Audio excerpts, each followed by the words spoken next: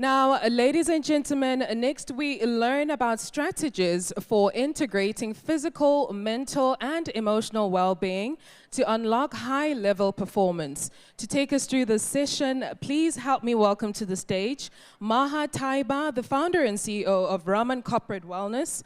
Along with her is Lana, Medawar, a TV presenter, content creator, and founder of the LM Storytelling Academy. And Naila, Nazer, a Skydiver and podcast host, and your moderator, Mousa, a senior presenter at Forbes Middle East.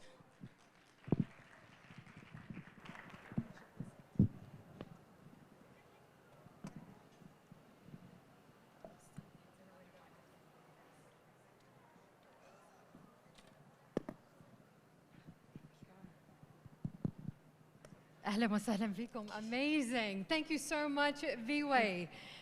Now, who here feels like they could do more, they could give more, and you want to understand how to harness the power of your mind, body, and spirit for peak performance? Who wants to know? Hands up. Absolutely. We all want to know, and I'm super excited now to be exploring a game-changing concept that is reshaping how success and high performance really works, and that is holistic wellness.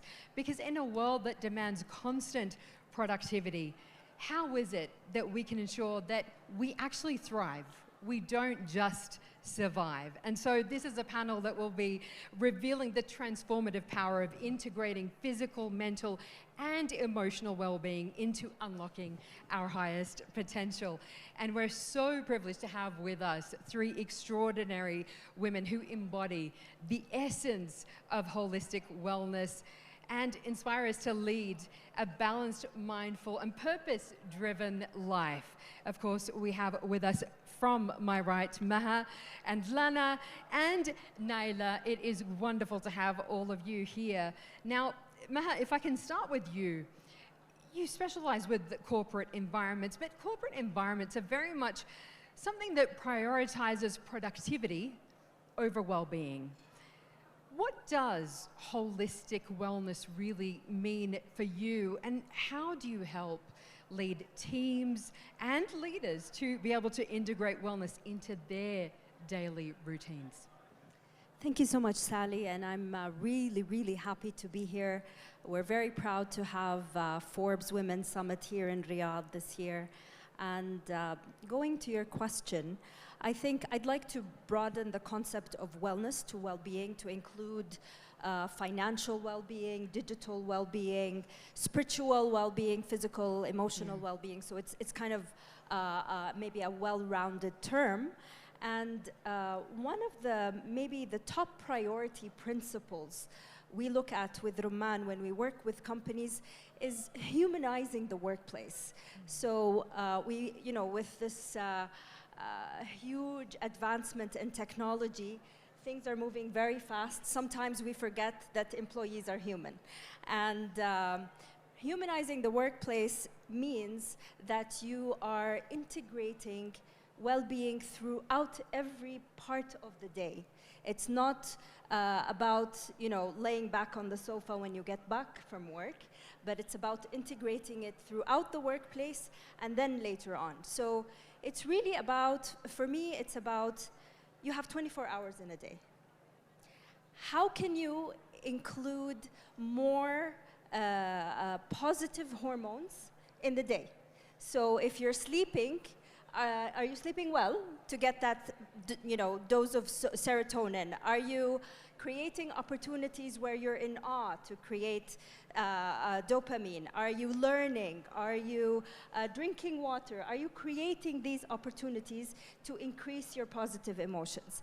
Are you building relationships that are authentic to you?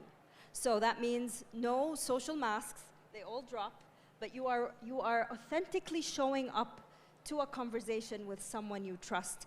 And we know that relationships are the #1 antidote to depression.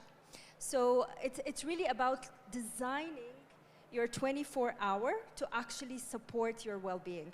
And this is what we do with companies. We say, okay, for employees and even for executives, how can we design the 8, 9, or 12 hours a day that they spend in the workplace to improve their well-being? And that is really interesting. You've outlined some things there, but they seem like the things that we do when we're outside of work. Yes. You know, sleep, friendships, relationships, things like that. And I want to come back to this point about the opportunities for awe. That is so beautiful. But what about within the workplace itself? What do you change there? So we look at how, for example, the environment is designed. Yeah. Is the environment designed to promote positive habits? So do you have water bottles or coolers everywhere to promote hydration, for example?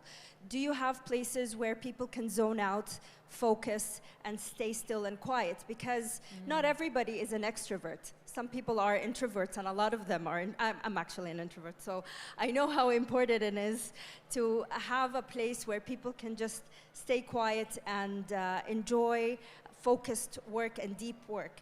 It also includes the lighting, the air quality. It includes so many things that you can do in the workplace to encourage employees. Creating a safe space is the #1 request from a lot of employees, to make sure that they are heard, they are seen. So it entails a lot of things. This is why we talk about psychological safety as well, right? Yes. That you are able to talk about things that matter to you, things that you feel could be improved, and to feel like you can be heard. But I love... Sally, I have a comment. Oh, please, go ahead, Lana. I wish this concept was back when we started in the Yes. corporate world, you know? Yes. That's very interesting what Maha is bringing up here. Really, a big applaud for this. Yes.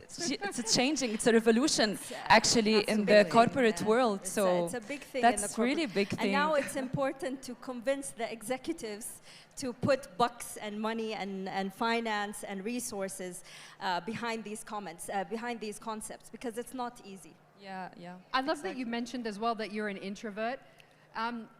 By the way, people always come up to me and go, "You're so confident on stage." I'm an introvert as well. I'm so too. Let me let you in on a secret. We have 3 introverts here. When we get a break, I go and find a quiet place. So I love that you said that, because people that you don't think are introverts are actually introverts. So that's very, very important. And I didn't realize that was the #1 thing. And you know, they have shared spaces everywhere, and they're very proud of shared spaces. But that doesn't work for everyone. Doesn't work for everyone. Yes. Lana, I would love to come to you now as well. I'd love for you to share your story about what inspired you to establish Solist Mindfulness Hub. And I feel like it's so related to this as well, right? And LM Storytelling Academy, and how your personal journey has influenced your approach to holistic wellness. Thank you, Sadi. Thank you so much first for this invitation. Thank you, Forbes. Thank you, the visionary, Khulud. And thank you also for this opportunity to share the stage with beautiful, inspiring women and amazing audience.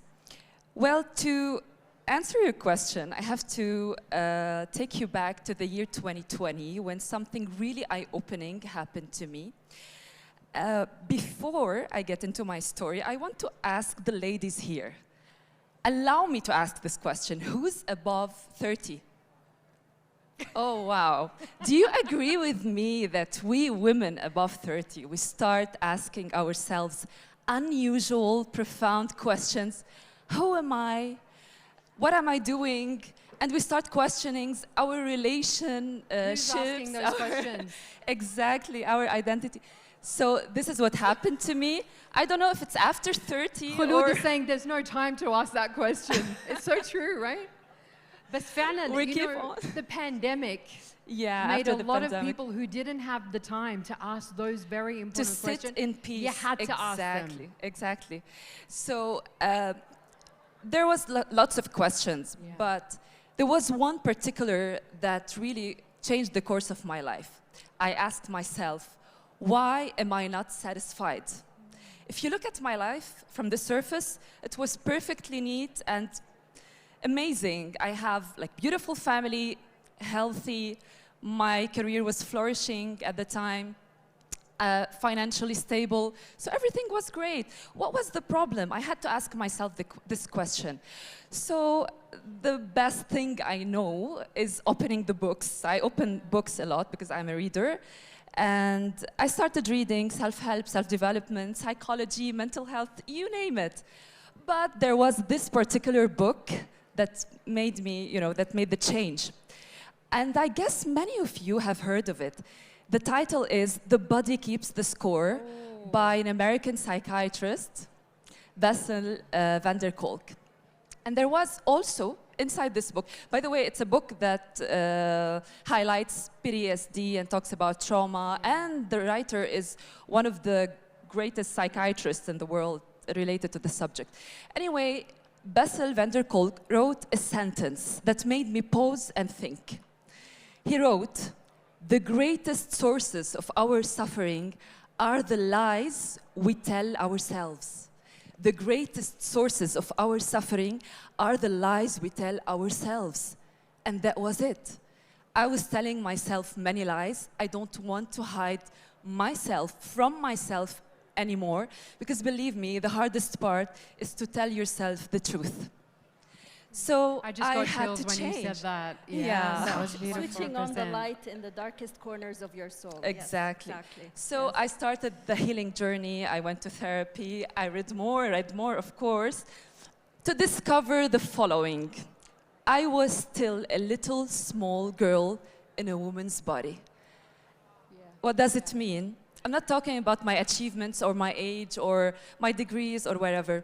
I'm talking specifically about my emotions. I was emotionally immature, and they had to change that. Why? Because obviously, for those who don't know me, I was born and raised in a war zone. And you know, when I'm from south of Lebanon, and when you live in such circumstances, you just switch the survival mode for the rest of your life. You know, like autopilot for, I don't know how many years I was living on autopilot. So I had to change, and it was like also healing from the childhood trauma and all this process. It was like a hard journey, a long one, but very, beautiful and worth it. And coming back to your question, I started Solist Mindfulness Hub to gather my community on social media because, my content mainly is based on books. So we have a book club, and we share our experiences of healing. And I want to join your book club. Yeah, welcome. I think we all want to join the book club, right? Yeah. And of course, we have an e-commerce. We sell like products related to mindfulness, and also because books and stories are the DNA of my personal branding. So I wanted also to share my long experience in listening to people's stories and also telling them by helping people also to discover their own stories. So I don't teach content creation or storytelling. Instead, I teach you how to find your voice. So this is my story. That's incredible.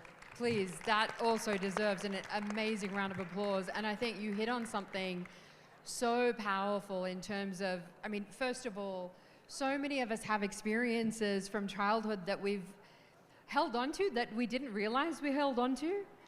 And they end up governing the rest of our lives until we realize that, right?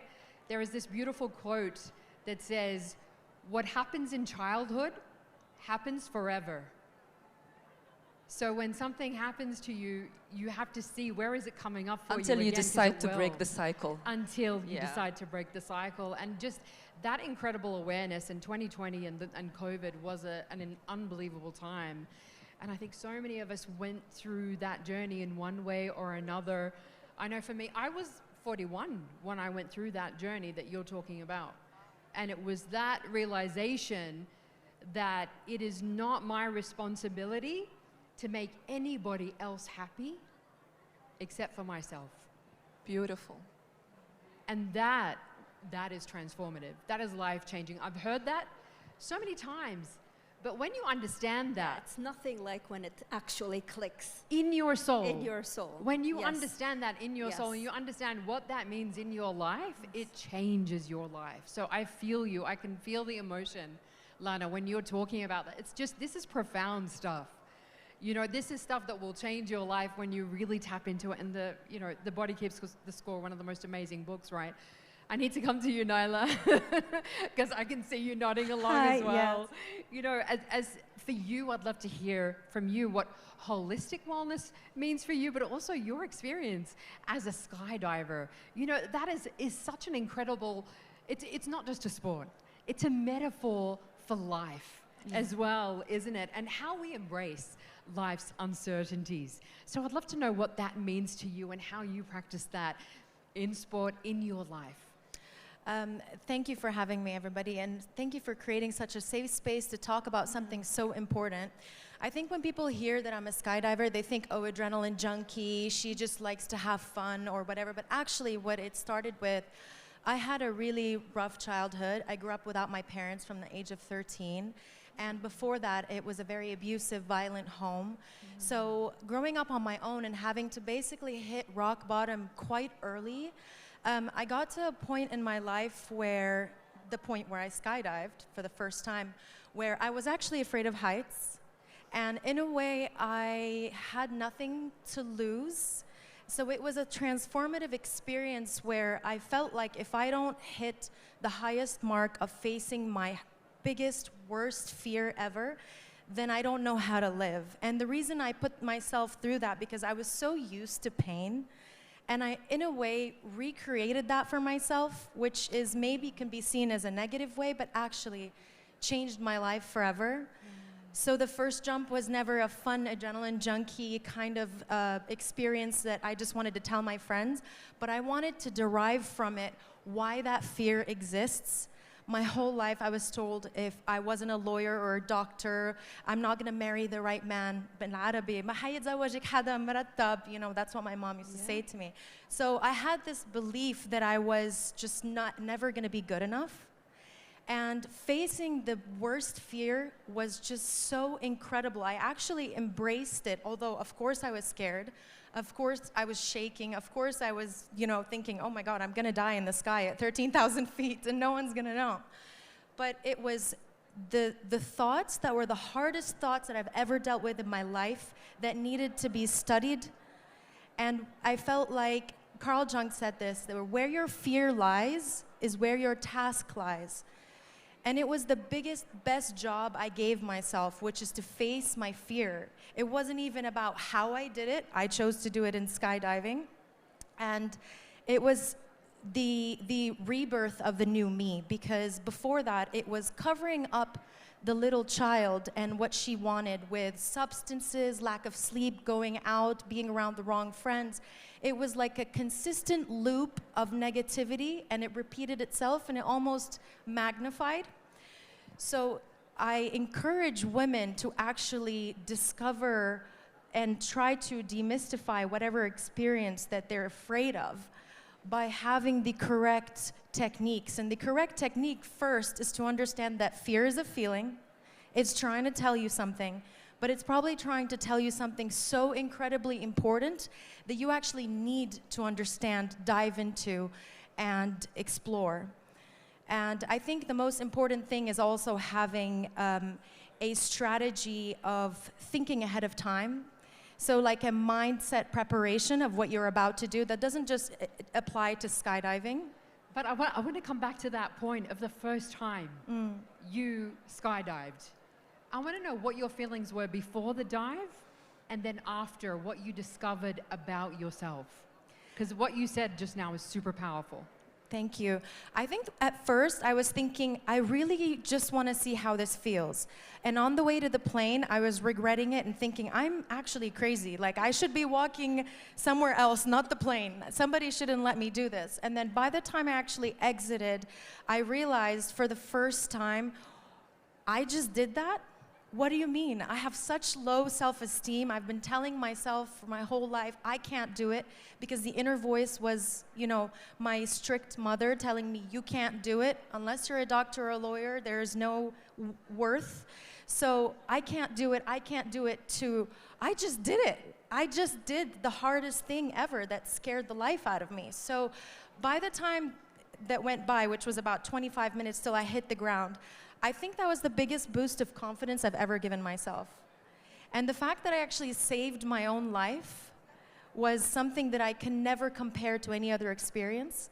And every single time I have about 1,000 jumps now, I'm still scared, and I'm still getting intrusive thoughts and anxiety and everything. It's normal. That's part of being a human, part of your experience. But it's what you do with it. You can't control everything, but you can control how you respond. So it gives you a lot of confidence. How did it change your life? It has changed my life. How? In what ways? What's the most profound way it's changed your life? I think the way I look at fear, if something scares me now, I'm like, you know what? It does scare me. I'm shaking, but that's okay. I'm anxious, but that's okay. I'm gonna do it anyway. Off of a plane. Yeah, but it's true. I mean, even public speaking is really terrifying. Like if somebody tested my heart rate right now, they would probably call an ambulance. But you know, I'm doing it because you're so good at it. Can we get a round of applause? And also, the other thing is I need to say is Lana was like, before the session, she was like, this is my first time that I'm speaking in English. And I'm like, you're exposing so my fears.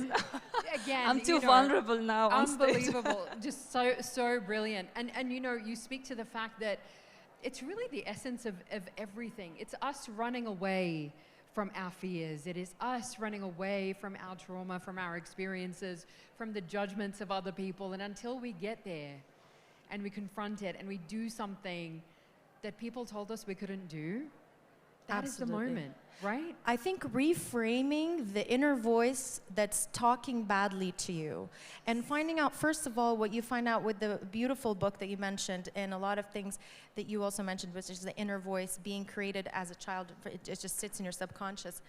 I think you can reframe it and you can understand, who is that? Why am I would never be friends with the person. If someone spoke to me the way I speak to myself, I wouldn't be friends with them. So let's reframe that voice. Yeah. Let's reframe that voice and actually make it an empowering because sometimes, Naila, you feel that you are still operating from your old patterns, from all the old feelings that you had, from your old experiences, you know, and the limiting beliefs that trap you in one place. So you have to step out of your comfort zone and just face your fears and be conscious. This is what I want to talk about maybe later on, but really be conscious about your emotions at the moment and try to understand them and manage them in a better way and change them. One of the things that that really worked for me was creating like a itinerary of all my triggers and really being You did really? Yes. You wrote them? I wrote them down. I traced them back to what experience in the past, and I understand much deeper now why I get triggered by X and why I get triggered by this person and not. And then, once you start to notice your triggers, you start to separate the voice in your head from your actual self. And then there's this beautiful quote that, you know, I stopped saying quotes until I actually feel the quote. So I used to, you know, just ramble on with lots of quotes, but now I'm very careful. I use the quotes that actually resonate with me. And there's this beautiful quote that says, between a stimulus and a response is a space. And in that space lies choice. And in choice lies your freedom. Wow. It's by Viktor Frankl. That's amazing. It's such a beautiful quote, but it's so difficult to do. And like you, Lana, 2020 was my dark night of the soul. It started actually end of 19. I got an extreme burnout, and I went through depression, and then therapy, and then reading all the books. Luckily, it was 2020, so it gave me some more space to explore. But from that very, very difficult experience was the birth of Rumman, which is the company that helps avoid burnout in companies. And this is the kind of experience that I proudly talk about because I've been through the experience. And there are lots of things that companies can do, but for me it's like big 4 things. First, it's really about leading from the top. If the chairman, the CEO, the CXO don't believe in this, it's not going to happen because it needs budget. Is it difficult to get buy-in from leaders? Because what I'm thinking is that you might get leaders who might be, who,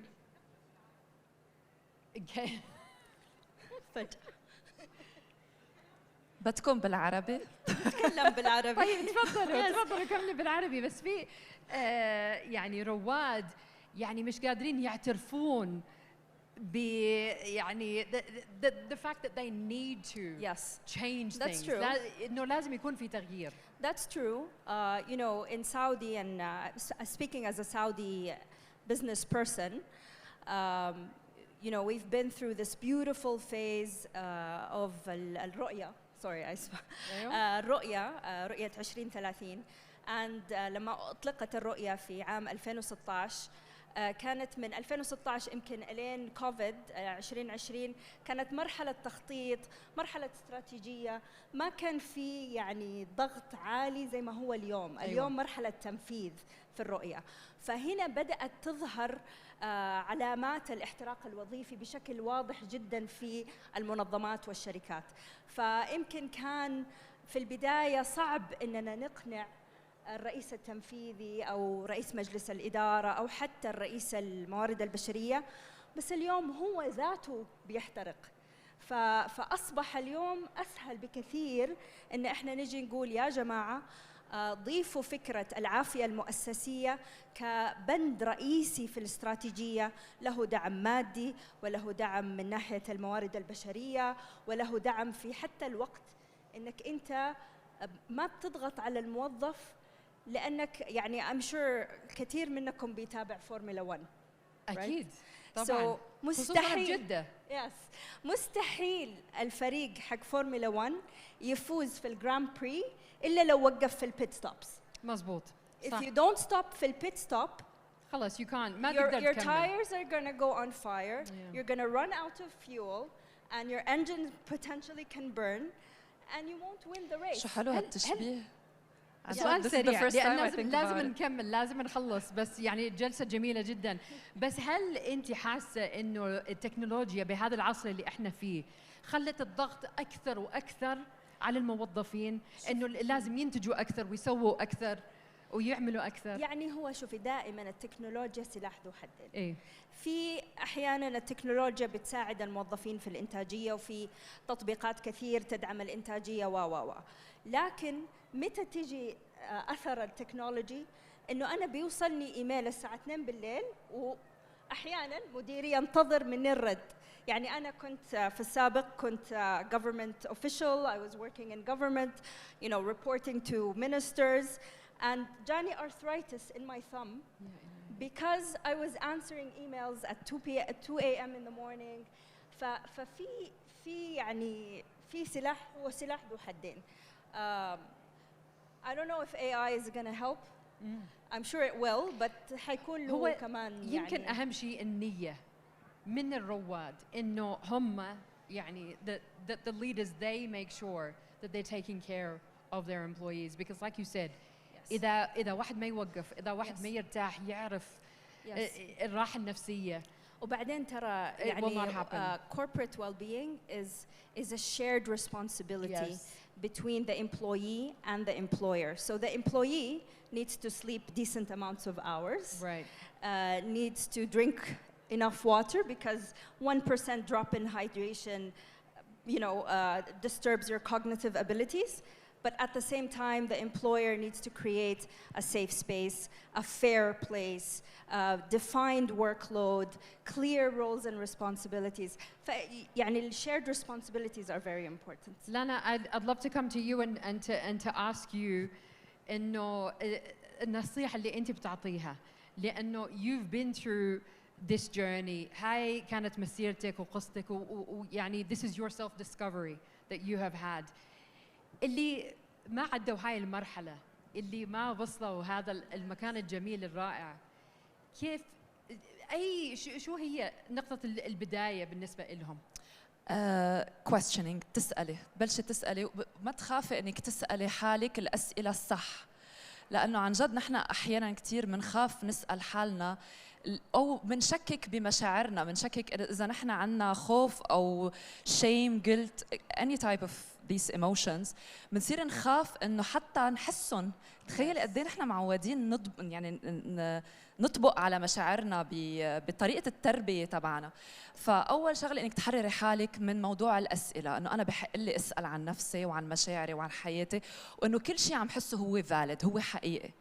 ثاني شغله know how to regulate your emotions، يعني استثمري، حتى مصاري، روحي عند حدا يعلمك psychologist الى اخره، يعني do this job انه انت عن جد تعرفي كيف تفهمي وتسالي انا شو عم بشعر.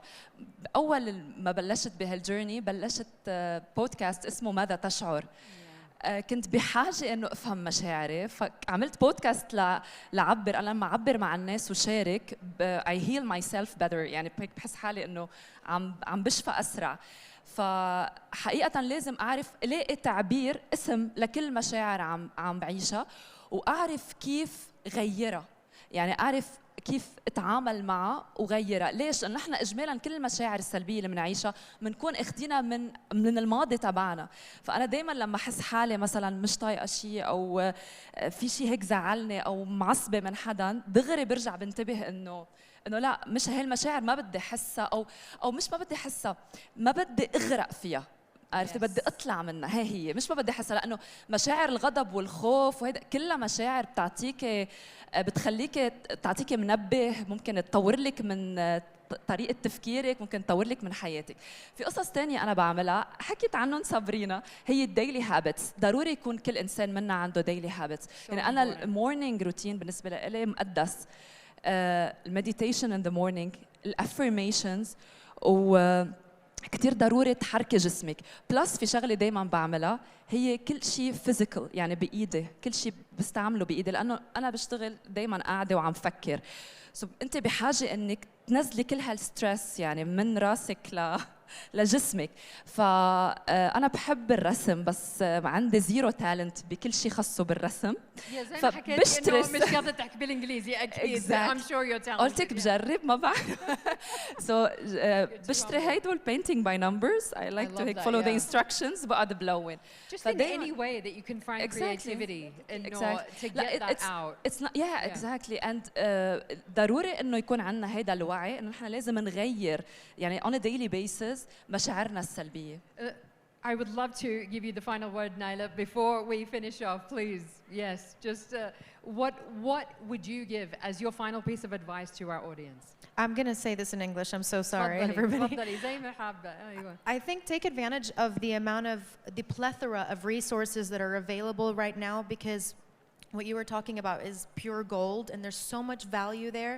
But to be able to actually start to understand it, I think you have to start to build little pillars of knowledge and understand in regards to emotional regulation, in regards to understanding how you're living your life. Are you living in a defensive state, in a reactive state? How are you showing up in your relationship, in your friendships, in the corporate world? It applies everywhere, whether it's jumping out of a plane, whether it's being on ground, whether it's going to work. It's how you're showing up. And you need to be self-aware and be able to learn and make a change.